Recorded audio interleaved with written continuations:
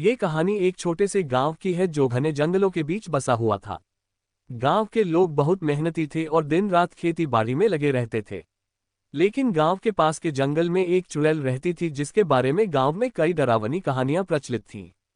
कहा जाता था कि वह चुड़ैल रात को गांव में आकर लोगों को परेशान करती थी और उनके मवेशियों को मार देती थी। गांव के लोगों को चुड़ैल से बहुत डर लगता था, लेकिन उनमें से एक युवक जिसका नाम रामू था बहुत ही साहसी था। उसने ठान लिया कि वह इस चुड़ैल के रहस्य का पता लगाएगा और गांव वालों को उसके आतंक से मुक्त कराएगा। एक रात रामू ने अपने दोस्तों के साथ जंगल में जाने का निर्णय लिया। उन्होंने अपने साथ मशालें और लाठी डंडे लिए और चुड़ैल की तलाश में निकल पड़े। जंगल में घुसते ही उन्हें अजीब अजीब आवाजें सुनाई देने लगीं और ठंडी हवा चलने लगी। रामू के दोस्तों को डर लगने लगा, लेकिन रामू ने उन्हें हिम्मत दी और आगे बढ़ते रहे। थोड़ी देर बाद उन्होंने एक पुराने टूटे फूटे घर को देखा जो सुनसान और डरावना लग रहा था। रामू ने सोचा कि शायद यही वह जगह है जहां चुड़ैल रहती है। वह धीरे धीरे उस घर के पास पहुंचे और दरवाजा खोला। अंदर का दृश्य बहुत ही भयानक था। एक बूढ़ी औरत, जिसे देखकर ही समझ में आ रहा था कि वही चुड़ैल है, जमीन पर बैठी कुछ मंत्र पढ़ रही थी।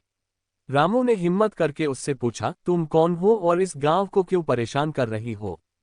चुड़ैल ने अपनी डरावनी आंखों से रामू को देखा और बोली, मैं इस जंगल की रानी हूं। लोग मुझे चुड़ैल कहते हैं क्योंकि मैं उनके झूठ और लालच को सहन नहीं कर सकती। जो भी यहां आकर जंगल को नुकसान पहुंचाता है उसे मैं सजा देती हूं। रामू ने चुड़ैल की बातों को ध्यान से सुना और समझा कि वह वास्तव में कोई बुरी आत्मा नहीं थी, बल्कि वह जंगल की रक्षा कर रही थी। रामू ने चुड़ैल से कहा, अगर आप जंगल की रक्षा करना चाहती हैं तो हम आपके साथ हैं, लेकिन कृपया गांव के लोगों को डराना बंद करें। हम वादा करते हैं कि अब से कोई भी गांव वाला जंगल को नुकसान नहीं पहुंचाएगा। चुड़ैल ने रामू की समझदारी को देखकर उसकी बात मान ली और वादा किया कि वह अब गांव को परेशान नहीं करेगी।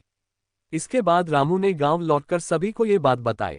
गांव के लोगों ने भी चुड़ैल से वादा किया कि वे जंगल का ख्याल रखेंगे। इस तरह रामू की समझदारी और साहस की वजह से गांव वाले चुड़ैल के डर से मुक्त हो गए और जंगल का भी सम्मान करना शुरू कर दिया। चुड़ैल और गांव वालों के बीच एक समझौता हो गया और वे सभी खुशी खुशी रहने लगे। और इस तरह उस गांव में फिर कभी किसी ने चुड़ैल को नहीं देखा और गांव में हमेशा